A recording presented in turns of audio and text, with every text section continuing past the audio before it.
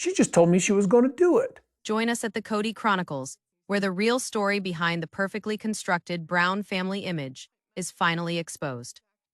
This evening, our attention turns to Janelle Brown, the unassuming pillar of the Sister Wives saga, and the moment when she decided she had had enough. For years, Janelle was the voice of reason in Kody's whirlwind, the one who kept the books balanced, raised her kids with security, and put her own needs last for what was always referred to as the family vision. But dreams founded on deception always shatter. And this time, the Fishers took her directly into a courtroom, where silence would no longer serve as insurance. The air was charged with tension, heavy with a silence that cut like a knife. Janelle sat straight at the plaintiff's table, her hands firm, her eyes cutting. In front of her, Kody fidgeted, his face red with rage. His fingers tapped out the rhythm on the smooth wood, as if sound alone could overwhelm her. But nothing. Not the cameras capturing every moment. Not the hostile stares. Not the fury. Could silence her now. "These two, Honor," Janelle's attorney started, voice echoing in the courtroom. "This case isn't just about financial abuse. It is about control. It is about a man who used his wives, his children, and his celebrity to construct an empire. One he governed with manipulation, fear, and dishonesty. And my client, Janelle Brown, is finished with it." The words hit like a hammer. The gallery stirred. Christine, seated in the back, crossed her arms, her lips pressed into a tight smile of support. Mary's eyes fell to her lap.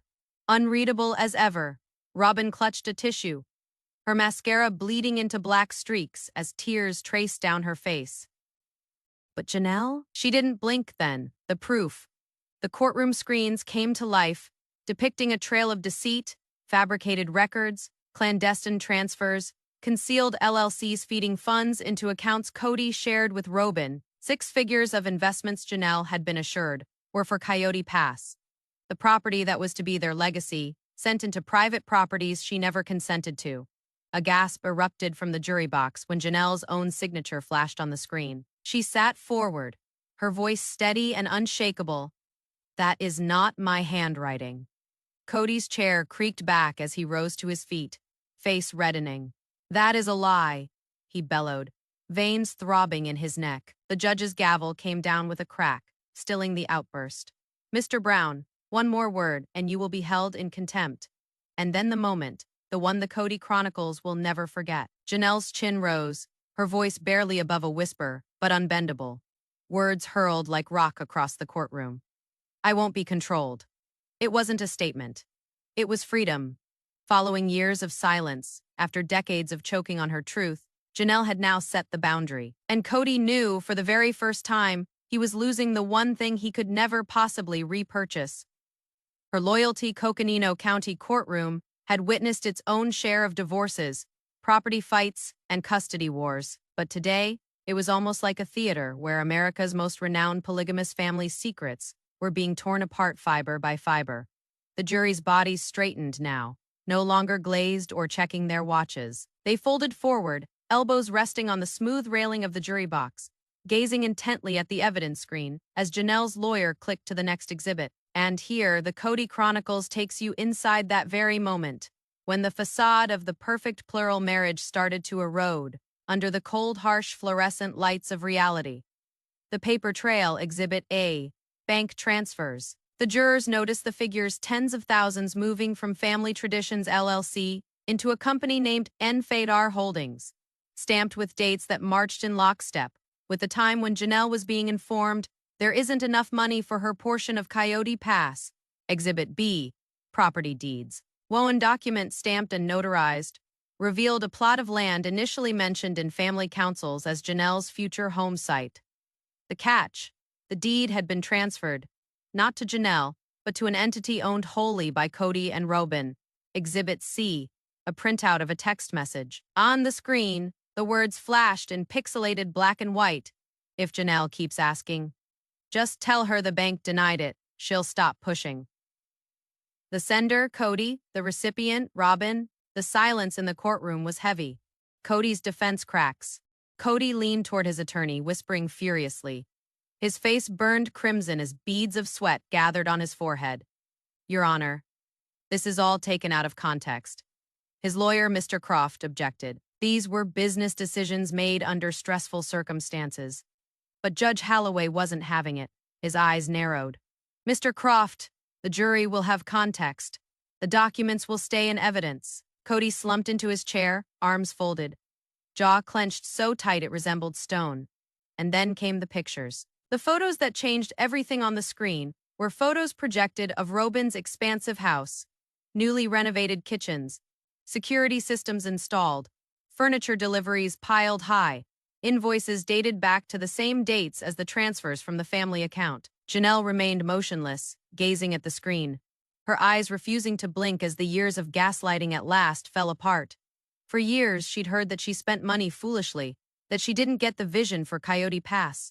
And yet here it was, evidence that the vision had been a fabrication. Christine fidgeted in her seat, her mouth twisting into a slight smile, not one of pleasure, but of vindication.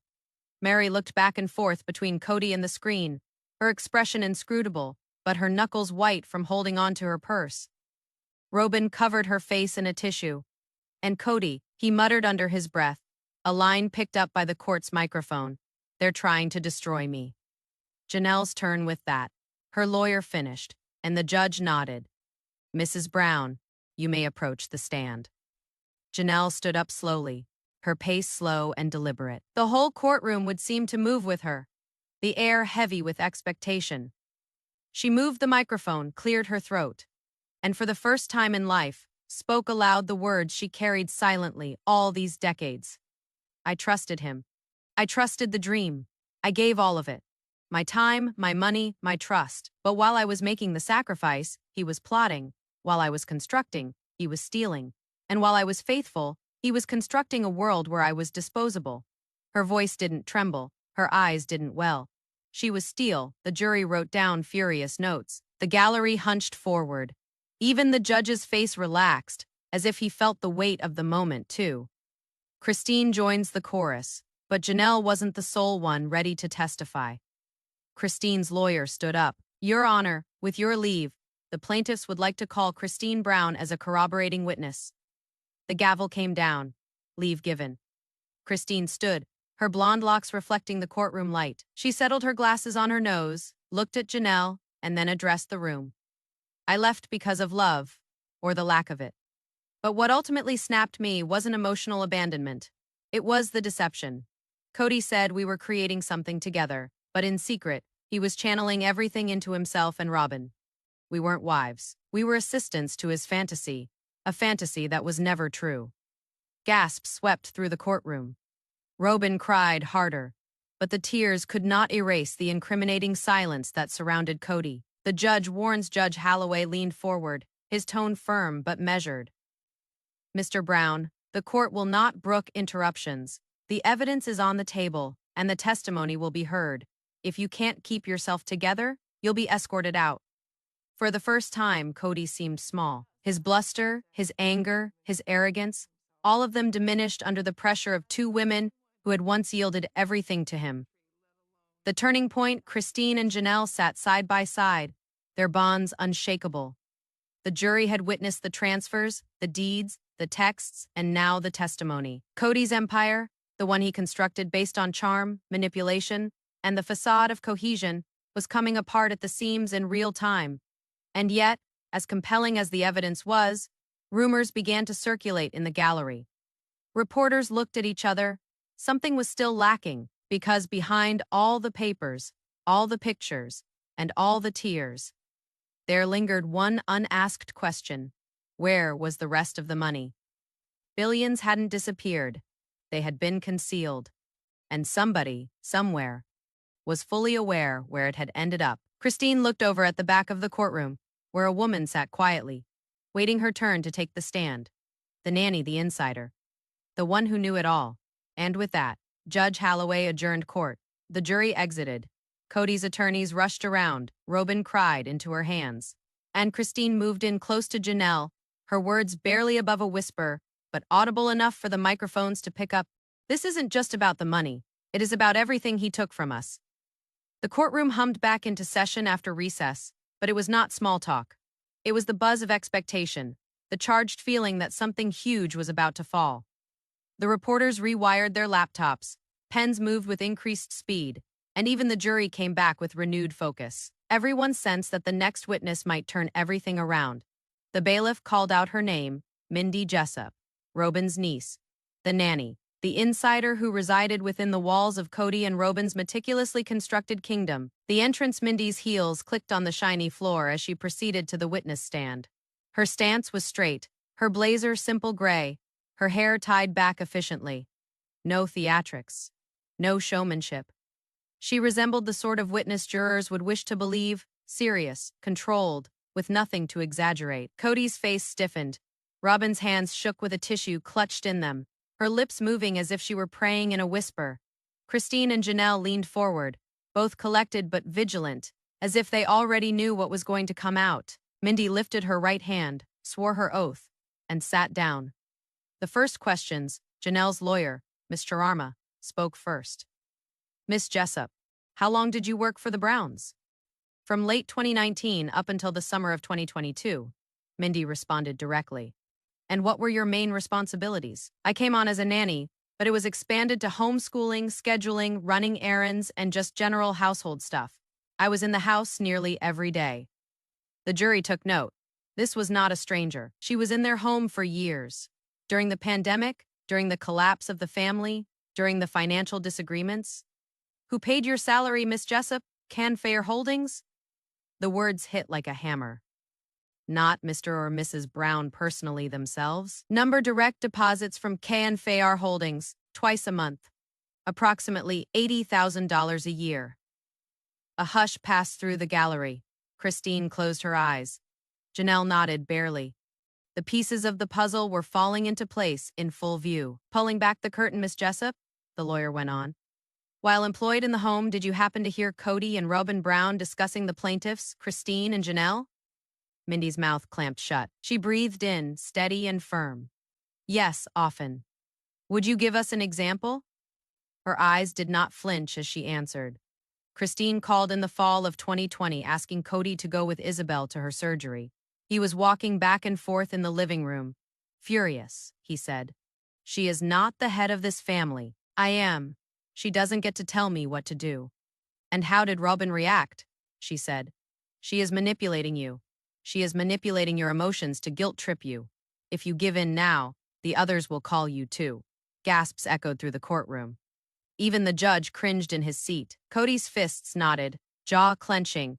Robyn buried her face deeper into the tissue. The pandemic rules, but that wasn't all the testimony revealed. Miss Jessup, were you aware of the COVID-19 household regulations Mr. Brown followed? Yes, they were strict. No visitors, no outside contact, no exceptions, except that wasn't true. What do you mean? Mindy's voice was unflappable, almost cold in its definition. Robyn's parents came by. Terillis's children were brought over by her. Utah friends stopped by. They sat together, hugged, had dinner. No distancing, no masks, while Christine's and Janelle's kids were excluded, marked as unsafe. Robyn's group was termed the trusted group. The jury responded with audible sound now, eyebrows raised, pens suspended mid, note. And Mr. Brown was familiar with these exceptions. Of course, he engaged. He laughed with them, hugged them, shared meals. And what of his other kids, Gabriel, Garrison? Mindy swallowed, her voice going lower, but cutting with a sharper sting. They were informed that they were reckless, that they were risking the family. I recall one evening, Christine telephoned in tears because Isabel had demanded why her father would not attend her surgery. Robyn muted the phone and Kody remarked, "She is guilt-tripping me with the surgery. She knows the rules." Robyn responded, "Then let her experience the penalty." Silence. The courtroom was not breathing. Christine's hand quivered as she pushed it against her lap. Janelle's lips compressed, her equanimity cracking only in the sheen at her eyes. Even the judge allowed the pause to linger before at last speaking. Proceed. Kody breaks. Kody couldn't contain himself. He pounded his hand against the table, his voice thunderous. "This is sick. You are all distorting everything. I protected us, Mr. Brown," the judge barked. "One more such outburst, and you will be led out of this courtroom." Kody leaned back, face flushed, chest pumping. The damage was already done. The jury had seen it. The fractures of his self-control. the disintegration of the man who had once declared himself the head of a harmonious family. The secret meetings, Miss Sharma, changed tack. Miss Jessup, did you ever see any discussion of money matters while you were in the household? Yes. What type of discussions? 1. On meetings between Robyn and Kody. They tended to call family traditions, LLC, the old pot and care holdings, the nest egg. They claimed the nest egg was for just Robyn's children, that the rest were too entitled, too demanding, and lacked a sense of the long game. Her words dropped like rocks into quiet water. The waves spread to the farthest corners of the courtroom. Did you ever look at financial records? Yes. Bank statements omitted. Computer monitors on KN Fair Holdings had more than 200,000 in balances. Consistent deposits from TLC contracts, family traditions, and my sister-wife's closet sales. And Mr. Brown knew about this? He masterminded it. The final blow of Part 3, when Mindy finally left the stand. The jury was shaken, not because they did not believe it, but because they could. Every sentence sewed together the cracks already displayed on the documents. Every sentence painted the portrait of manipulation, favoritism, and control. Christine and Janelle sat up straight, finally vindicated after all those years of being ignored. Robyn cried more, her tissue soaked. And Kody, he appeared empty. Furious, yes, but something else, trapped. Because for the first time, it wasn't Christine's or Janelle's word against his. It was someone from within his stronghold verifying the truth. And when court was adjourned for the day, one of the jurors leaned over to another and whispered, heard faintly by a nearby reporter's microphone, "If this is what we've heard so far, I can't imagine what is coming next." The next day, the courthouse drew even earlier than it normally did. Journalists pushed forward to claim seats. Murmurs sounded in the gallery, and the jury came in with pens poised. They had an idea what was about to happen. The figures, the hard, cold facts that could no longer be manipulated into opinion. The attorney for the plaintiff stood up. "Your Honor, the plaintiff's present, Mr. Daniel Kirk, certified forensic accountant, a man of about 50, crumpled suit. Glasses low on his nose, strolled easily to the witness stand. His face was clinical, detached, but his presence dominated the room. He was not there to hazard a guess. He was there to give evidence. The oath had been administered, and the interrogation had commenced. He told us that he had performed a complete forensic audit of Family Traditions, LLC KN Fair Holdings, and connected accounts associated with the Brown family. His charge, track the money. During a period of 24 months, Kirk started, over $300,000 was wired from Family Traditions, LLC into KN Fair Holdings. Such transfers were made at periodic intervals, usually after payments from TLC or related media enterprises. None of said transfers had documented approval by the plaintiffs, Christine Brown or Janelle Brown. A screen glowed at the front of the court, charts and graphs and timelines. Every line that represented money that was supposed to go to the family, but was diverted into accounts under the sole control of Kody and Robyn. Line by line, the attorney walked him through the figures. A $30,000 payment listed for home security upgrades, all spent on Robyn's Flagstaff home. A $25,000 payment listed as estate planning fees, funneled into acquiring Robyn's single ownership of real estate. $10,000 monthly deposits into the KN Fair account, concurrent with TLC payments. Had those funds stayed in Family Traditions, Kirk said simply, there would have been sufficient to build 2 more homes on the Coyote Pass property by 2021. Instead, the money was tapped. The pens of the jurors wrote furiously. Christine stood tall, arms crossed, face grim. Janelle sat stiff, her jaw clenched. Both women had heard the figures before, but seeing them laid out, irrefutable, unyielding, was a different matter altogether. Kody's face turned red with each fresh slide.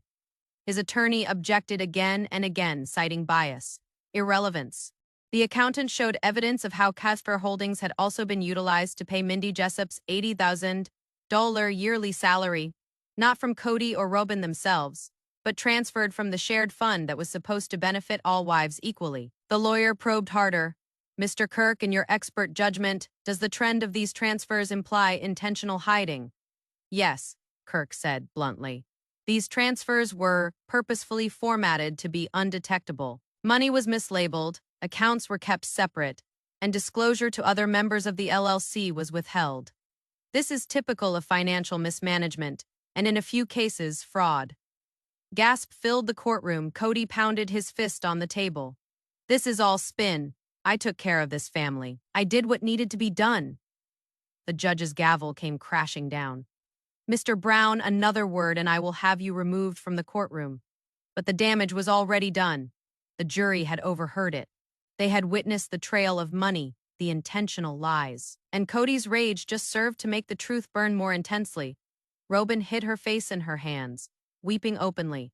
She mumbled something to her lawyer, but her voice was overwhelmed by the whispers circulating in the gallery. Christine leaned over Janelle, speaking loudly enough to be heard by the microphones. This is what we always knew. Now the world knows too. As the hearing came to a close, the judge told the jury to forget the emotion in the courtroom and concentrate only on the evidence. But they all knew the evidence proved louder than all the tears and yells. Outside, there were reporters aplenty, headlines already prepared. Fraud in the family? The Brown secret empire revealed? Janelle and Christine's day in court. And within, while Kody crouched miserably at the defense table, his kingdom constructed on secrets, domination, and deceit was being taken apart piece by piece, ledger by ledger. The accountant's testimony had sliced through the haze. What followed would cut deeper. For the next witness wasn't about money. It was about feelings, about abandonment, about abandoned children. And it would leave the courtroom silent in shock. The courtroom was quiet when the judge announced the subsequent witness. The lawyer for the plaintiffs stood up, voice firm but somber. Your Honor, the plaintiffs call Gabriel Brown. The gallery moved. Christine's and Janelle's kids had been referenced during the trial, but to have one of them come forward, it weighed the air. Gabriel approached with quiet strength, shoulders back, eyes straight ahead. His youth aged with years of tension no child should bear. He swore, sat down, and looked straight at the jury. The attorney started gently. Gabriel, tell us what it was like living under your dad's rules throughout the pandemic. Gabriel's voice broke initially, but he composed himself. It wasn't rules. It was punishment. We weren't permitted to visit him. My siblings and I weren't permitted over. Mom wasn't even permitted to bring over groceries without being rebuked. But simultaneously, I've seen photos of him at Robyn's place, with her kids, with her family. No facades, no distancing. Just living life while we were informed. We were hazardous. Gasps echoed through the gallery.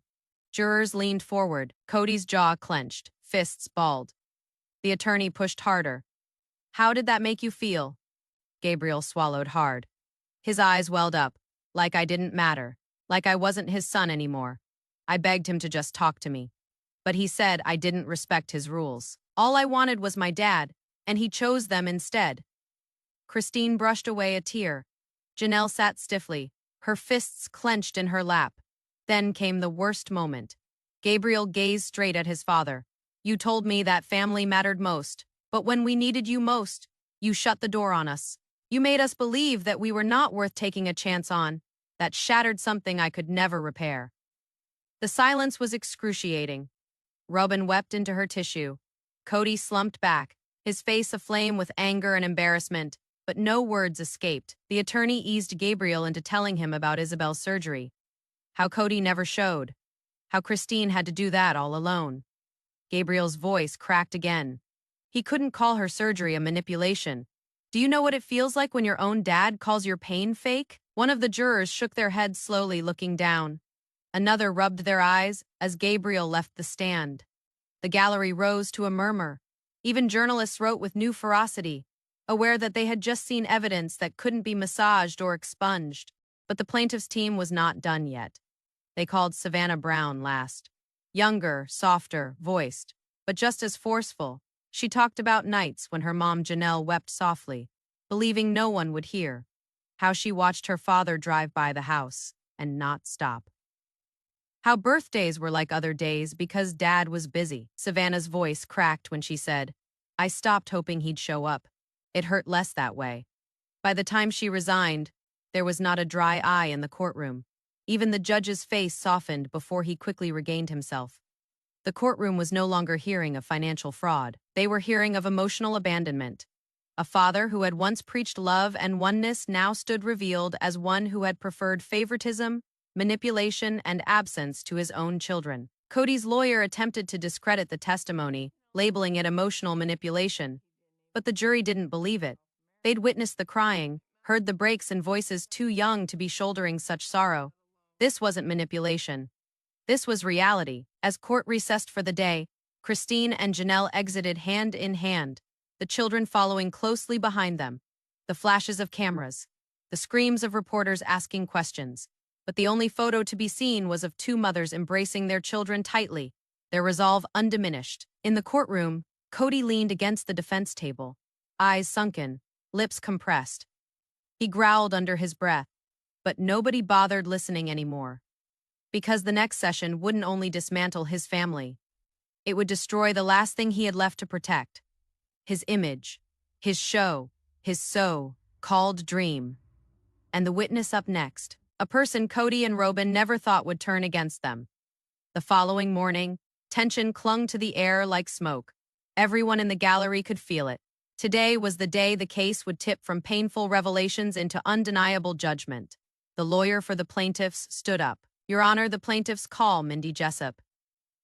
Gasps coursed through the room. Robyn stiffened, the tissue falling from her hand. Kody grumbled to himself. Mindy, Robyn's own niece, and the Browns' trusted nanny for many years, advanced with deliberate steps. Her blazer was pressed, her hands firm, her eyes unwavering. She swore under oath, then sat. A silence ensued. Even the scratching of pens ceased. The attorney started softly. "Miss Jessup, would you like to explain your relationship with the defendants to the court?" Mindy's tone was even firm. "Robyn is my aunt. I was their nanny and housekeeper from Fay to Fay. And in that period of time, did you get to know the Browns' financial setup?" "Yes," she nodded. "I was paid my wages from KN Fair Holdings, $80,000 a year, by monthly paychecks, like clockwork, but I wasn't alone. I did see statements, transfers from Family Traditions LLC. Money that was supposed to be for the whole family was siphoned into KN Fair, where only Kody and Robyn had access." The gallery shifted. Jurors wrote more furiously. The attorney continued. "Did you ever have conversations between Robyn and Kody about the plaintiffs?" Mindy stopped, nodded. "Yes, numerous times. They referred to Christine and Janelle as the noise. They said cutting Christine and Janelle off financially was the only means of maintaining control. I recall one evening, Christine called about Isabel's surgery. Kody was upset, pacing. He claimed Christine was manipulating him. Robyn said to him, 'Let her feel the consequences.' I'll never forget those words." Christine's face was ashen but resolute. Janelle blinked away tears, her jaw clenched. In the rear, jurors shared incredulous glances. Mindy went on, her tone becoming more forceful. "I witnessed the double standard. Robyn's family came over all the time during COVID dinners, hugs, parties. But Gabriel, Garrison, and the others were kept away from the house. Kody rationalized that Robyn's group was safe. But it wasn't safe. It was about excluding, about shoving the other wives and their kids aside." The defense lawyer stood up. "Objection, speculation." The judge leaned forward. "Overruled, the witness can continue." Mindy took a breath. They used the pandemic as a reason to create the life they desired, monogamy, control, and money for themselves. The rest of the family was shut off. Robyn hid her face in her hands, crying harder. Kody's face reddened, his jaw so tight his teeth ground against each other. But Mindy wasn't finished. She moved in closer to the microphone, her voice slicing like a knife. "They lied to the wives, to the children, to the fans at home. This was not a family dream. This was a scheme."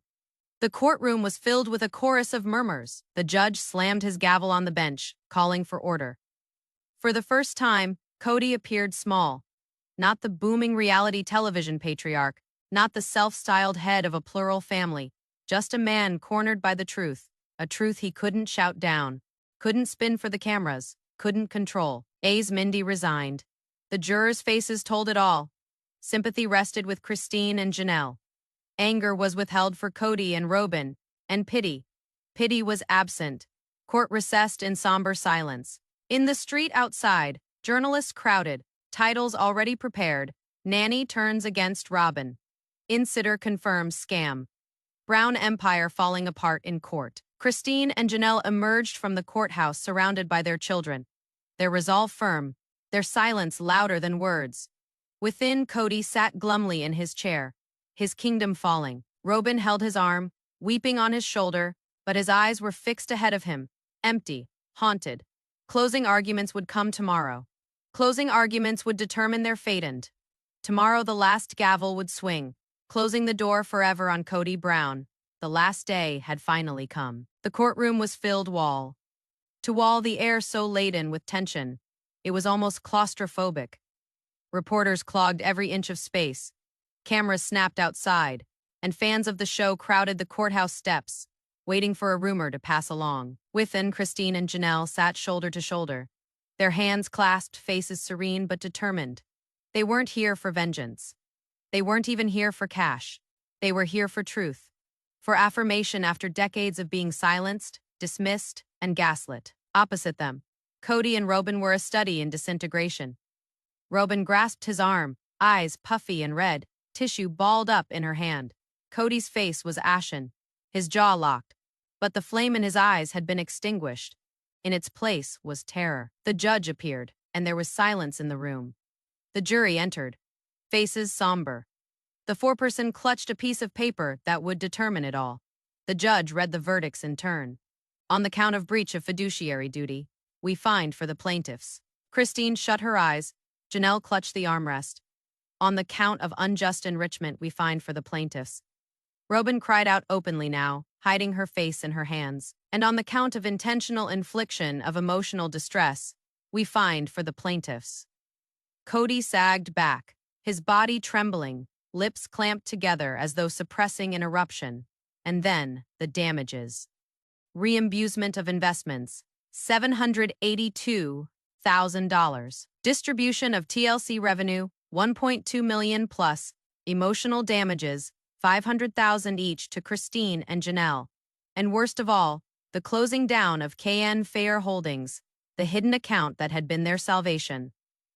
The courtroom exploded, gasp, whisper, even crying from strangers who had been following the Browns for years. The judge slammed his gavel for quiet, but the passion in the room could not be silenced.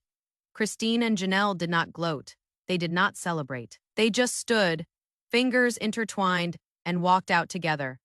Sunlight pouring through the courthouse doors like a blessing. But Kody didn't stir. He was stuck, immobile, his world crumbling. He grumbled to himself. They never loved me. They never did. Robyn whispered urgently, "What do we do now? What do we do?" The judge cleared his throat and delivered one last blow. The court also recognizes the presence of sealed evidence offered up during these proceedings. Though not made public today, it is possibly subject to federal scrutiny. The gallery came alive, sealed testimony, federal review. Journalists almost fell over their own feet as they sprinted outside to get the scoop. Whispers of fraud, wire transfers, even federal probes hung in the air. Christine and Janelle's triumph was complete, but it was apparent the story wasn't finished. Not by a long way. Because whatever rested in that locked testimony held the authority to not just destroy Kody's reputation, but potentially his liberty. The gavel came down, court recessed, and outside, as Christine emerged into the waiting throng, she breathed just loudly enough for the cameras to hear. This isn't the end. It is only the beginning.